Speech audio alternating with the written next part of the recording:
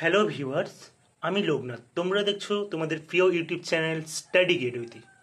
প্রিয় এসএসসি এসএলএসটির ছাত্রছাত্রী, শিক্ষার্থী বা স্টুডেন্টরা যারা পরীক্ষা বা এক্সাম দেবে, তাদের জন্য আজ এসএলএসটি ইতিহাসের উপর এক দারুণ বই নিয়ে এসেছি। তোমরা স্ক্রিনের মধ্যে বইটি দেখতেই পাচ্ছ। এই বইটার আমি এক্ষুনি রিভিউ করে দেখাবো। এর বিশেষত্ব, গুরুত্ব বইটার আমি বোঝাবো যে বইটা কেন তোমরা নেবে। তার আগে কিছু বলে নেই, যারা চ্যানেলটিতে নতুন এসেছো অবশ্যই চ্যানেলটিকে সাবস্ক্রাইব করে বেল আইকনটি প্রেস করে রাখবে, কারণ নিত্য নতুন বিভিন্ন বুক রিভিউ করে থাকি আমি। বেস্ট বইগুলো মূলত একাডেমিক বই, ক্লাস 9, 10, 11, 12-এর সঙ্গে বিভিন্ন চাকরির পরীক্ষার বইগুলো রিভিউ করে থাকি এবং বিভিন্ন ক্লাসের সাজেশন বা ভিডিও আমার এই চ্যানেলে থাকে। তো তোমরা দেখো, এই বইটি হলো এসএসসি এসএলএসটি ইতিহাস, ডক্টর সত্য সৌরভ জানা এবং ডক্টর তন্ময় নায়ক স্যারের লেখা, যেটা আরামবাগ বুক হাউস থেকে পাবলিশ করা হয়েছে বইটি। তোমরা দেখতেই পাচ্ছ বইটি।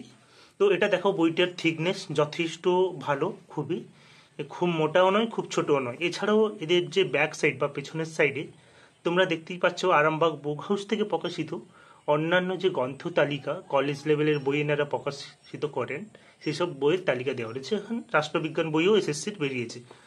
তো এই বইটা কারা নেবে সেই কথাটা আমি প্রথমে বলে রাখি।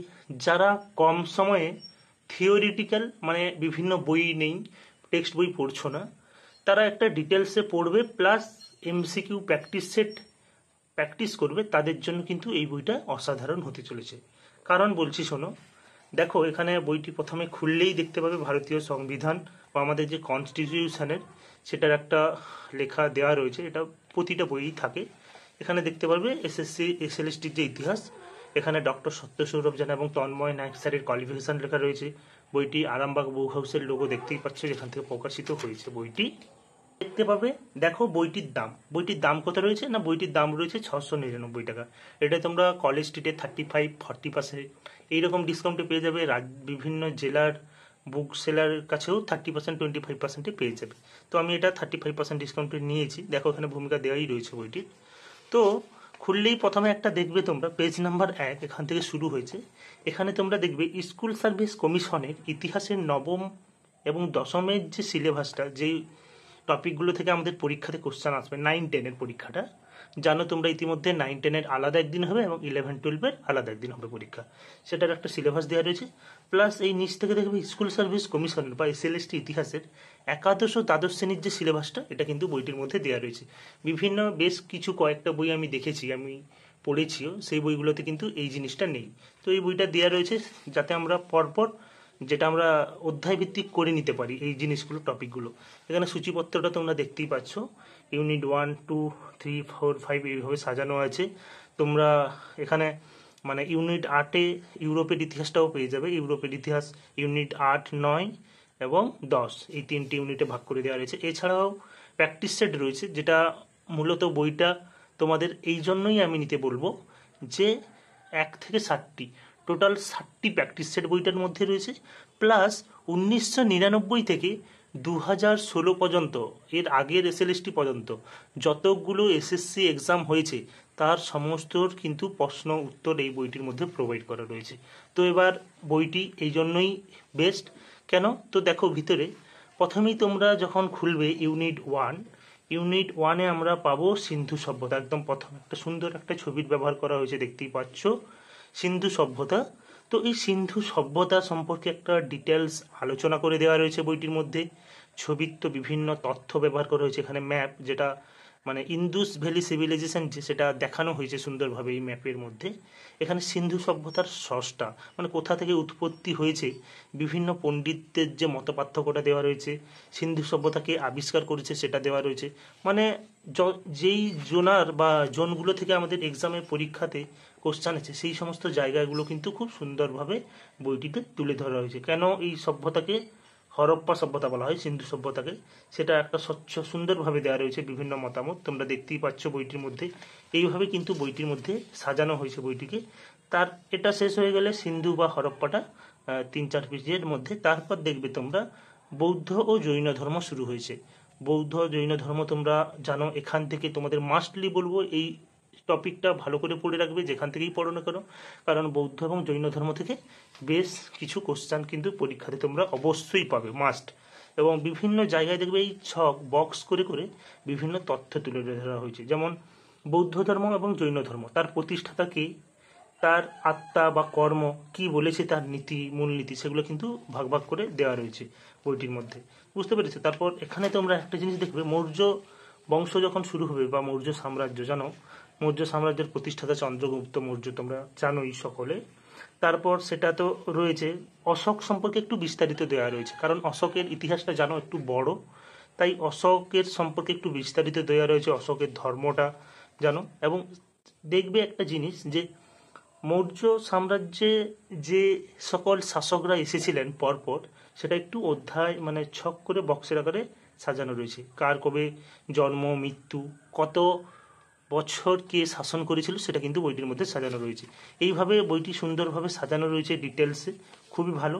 যারা মানে কম টাইমের ভিতর মানে বিভিন্ন জানো এখনো টেক্সট বই, যারা এই 2-2.5 মাসের মধ্যে বই বিভিন্ন বই পড়ে তারপর প্র্যাকটিস করা অসম্ভব মুশকিল, যারা চর্চায় ছিল তাদের কথা আলাদা, কিন্তু যারা একটি ভালো বই খুঁজছো কম সময়ের মধ্যে প্রস্তুতির জন্য, তাদের জন্য কিন্তু এই বইটা আমি বলবো বেস্ট, খুবই ভালো একটি বই। তো আমরা এখন সিন্ধু সিভিলাইজেশন, মৌর্য সাম্রাজ্য, বৌদ্ধ ধর্ম, জৈন গ্রন্থ ধর্ম পড়ার পর সেখান থেকে যে ইম্পর্টেন্ট যে কোশ্চেন হবে বা পরীক্ষাতে আসার মতন কোশ্চেন, সেই কোশ্চেনগুলো কিন্তু দেওয়া রয়েছে। যেমন এখানে প্রথম একটি কোশ্চেন আমি তোমাদের পড়ে দেখাই, শোনাই। ভারতের প্রাচীনতম সভ্যতার নাম কি? আমরা সকলেই জানি যে হরপ্পা সভ্যতা। সেই হরপ্পা সভ্যতাটার উত্তরটা দেখো অ্যান্সার ডি, কাছেই কিন্তু অ্যান্সারটা করে দেওয়া রয়েছে। মানে যেই জিনিসগুলো আমরা ডিটেলসে একটু পড়বো, সেখান থেকে যে যে ইম্পর্টেন্ট কোশ্চেনগুলো হতে পারে সেগুলো কিন্তু এখানে বইটির মধ্যে সুন্দরভাবে সাজানো রয়েছে। এইভাবে বইটি, বুঝতে পেরেছো? তার প্রেজেন্টেশনটার মূলত বইটির এইভাবে অনেক কোশ্চেন রয়েছে, 199টা কোশ্চেন রয়েছে সেই জায়গাগুলো থেকে। তারপর ইউনিট 2-তে আমরা পড়বো সুলতানি শাসনকাল, যেখানে জানো সুলতানি শাসনকালে আমরা প্রথমে দাস বংশ পড়ব, এবং দাস বংশটা 1206 থেকে 1290 পর্যন্ত চলেছিল, সেটা উল্লেখ করা রয়েছে। হ্যাঁ, তো দেখতে পাচ্ছ কুতুবুদ্দিনের রাজ্যের শাসনকাল, এগুলো সমস্ত ইলতুৎমিশ, খলজি বংশ, এগুলো সমস্ত পড়ার পর আমরা এগুলো মুঘল যুগটাও পেয়ে যাব। এরপর সেগুলো সুলতানিটা শেষ হলে সুলতানি শাসনকাল থেকে যে কোশ্চেনগুলো সেগুলো দেওয়া রয়েছে। এবং তারপরেই দেখবে তোমরা ইউনিট 3-তে রয়েছে মুঘল যুগ। মুঘল যুগটা যে তাদের ভারতে ছাড়াও আফগানিস্তানের বিভিন্ন অংশে যে মুঘল সাম্রাজ্য বিস্তার করেছিল, তার একটা স্বচ্ছ ধারণা দেওয়ার জন্য ম্যাপ কিন্তু বইটির মধ্যে ব্যবহার করা রয়েছে। এইভাবে দেখতে পাচ্ছ মুঘল যুগ পড়বে তোমরা, জানো মুঘল যুগ রয়েছে, বাবর পড়বে, শেরশাহ পড়বে, প্রতিটা সম্পর্কে দেখো, মোহাম্মদ ঘুরি সম্পর্কে পড়বে, আকবর সম্পর্কে, জানো আকবর সম্পর্কে একটু ইতিহাসটা বেশি রয়েছে, আকবর সম্পর্কে তোমরা পড়বে, প্রচুর রয়েছে আকবর সম্পর্কে, মনসবধারী প্রথা দেখতেই পাচ্ছ। হ্যাঁ, তো এই সমস্ত জিনিসগুলো পড়ার পর মুঘল যুগ থেকে যে সমস্ত ইম্পর্টেন্ট কোশ্চেনগুলো দেখো, সেগুলো কিন্তু বইটির মধ্যে সাজানো রয়েছে অনুশীলনী বা বিকল্প প্রশ্নাবলী হিসেবে, এবং সঙ্গে উত্তর দেওয়া রয়েছে। এইভাবে বইটির প্রেজেন্টেশন খুবই ভালো লাগবে তোমাদের পড়তে।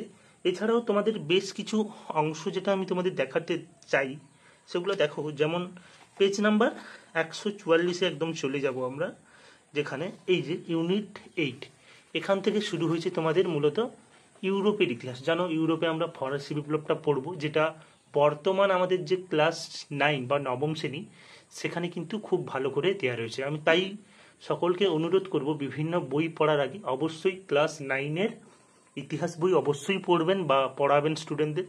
যারা টিউশন করে তারা তো জানে, বা যারা শিক্ষকতার সঙ্গে যুক্ত আছেন বিভিন্ন স্কুলে পার্ট টাইম করেন, জানেন যে 9-এর ক্লাসে ফরাসি বিপ্লব রয়েছে, সেখানে পড়ার পর কিন্তু এই বইগুলো পড়বে। তো দেখো এখানে সুন্দরভাবে আমি দেখলাম যে ফরাসি বিপ্লবটা ভালোভাবে সাজানো রয়েছে। যে সমস্ত জিনিসগুলো আমরা ফরাসি বিপ্লবের মধ্যে পড়ি, টেনিস কোর্টের মানে শপথ, বাস্তিল দুর্গের পতন, রোবসপিয়ারের যে ঘটনাটা, বুঝতে পারো, স্টেট অফ জেনারেল, সেগুলো সমস্ত কিন্তু দেওয়া রয়েছে বইটির মধ্যে। রোবসপিয়ারের পতন, বুঝতে পারো, নেপোলিয়ান বোনাপার্ট সম্পর্কে আমরা তো জানো খুব বেশি করে পড়তে হবে এই জায়গাটা থেকে, সেগুলো কিন্তু খুব সুন্দরভাবে সাজানো রয়েছে। এবং সেই জায়গা থেকে মানে শুধুমাত্র ফরাসি বিপ্লব থেকে যে সমস্ত কোশ্চেনগুলো হতে পারে বা পরীক্ষাতে আসে, আমি দেখলাম এখানে বেশিরভাগ কোশ্চেনগুলো ইম্পর্টেন্ট, সেগুলো কিন্তু বইটির মধ্যে সাজানো রয়েছে।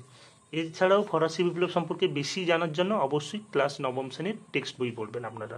এছাড়াও দেখতে পাচ্ছ এখানে ভিয়েনা কংগ্রেস রয়েছে ইউনিট 9-এ, বা ভিয়েনা সম্মেলন যেগুলো, সেগুলো সমস্ত কিছুই কিন্তু বইটির মধ্যে দিয়ে দেওয়া রয়েছে, বুঝতে পেরেছো? একদম তারপর 173 পেজে আমরা চলে যাব, যেখানে আমরা আফ্রিকা দখলের যে প্রচেষ্টা সেটা সম্পর্কে পড়ো, যেটা আমাদের সিলেবাসের মধ্যে রয়েছে। দেখতেই পাচ্ছ তোমরা পড়লো। এরপর একটা জিনিস আমি তোমাদের দেখাবো, একদম পেজ নাম্বার 185 পেজে চলে আসবে। এখানে দেখবে এই বইটির মধ্যে একটা জায়গায় করে দেওয়া রয়েছে অতি গুরুত্বপূর্ণ তথ্যবলী, যেখানে তোমরা সিন্ধু সভ্যতা আগে যে পড়লে প্রথম, এখানে একটা ছকের সাহায্যে সময়কাল, তার প্রকৃতি, স্রষ্টা কে, আবিষ্কারক কে, প্রধান প্রধান নগর কি ছিল সিন্ধু সভ্যতার মধ্যে, দেবদেবী কি ছিল, সময়কাল কোন সময়, বুঝতে পেরেছো? ভারতে প্রথম বস্তি কোথায় হয়, পাঞ্জাবে।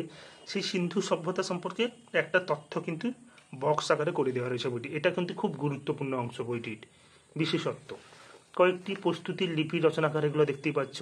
হ্যাঁ, ভারতে আগত কয়েকজন যে বিদেশি পর্যটক এসেছিলেন, তারা কোন দেশ থেকে এসেছিলেন, কার সময় এসেছিলেন, কোন সময়, সেগুলো কিন্তু দেওয়া রয়েছে।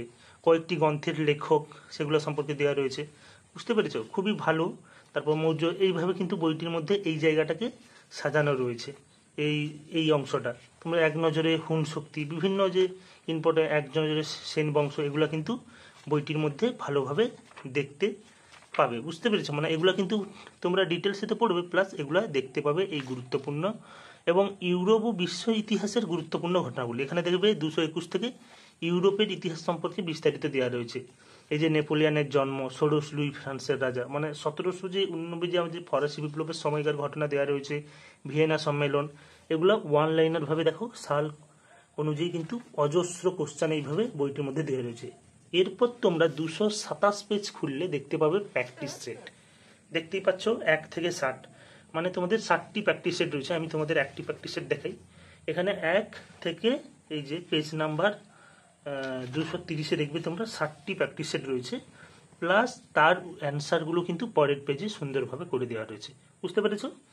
এইভাবে 60টি প্র্যাকটিস সেটের বইটিকে সাজানো হয়েছে। দেখতেই পাচ্ছ প্রচুর প্র্যাকটিস সেট রয়েছে। আর এই দুটো টোকেন বা কথা এখানে দেওয়া রয়েছে, দেখতেই পাচ্ছ লেখা রয়েছে, দড়ি ধরে মারো টান, রাজা হবে খান খান। এটা গল্প হলে পারত। খুব ভালো দুটি উক্তি একটা টোকেনের ভিতর দিয়েছে বইটা। তো এইভাবে প্র্যাকটিস সেট কিন্তু বইটির মধ্যে দিয়ে দেওয়া রয়েছে, প্রচুর প্র্যাকটিস সেট, অনেক।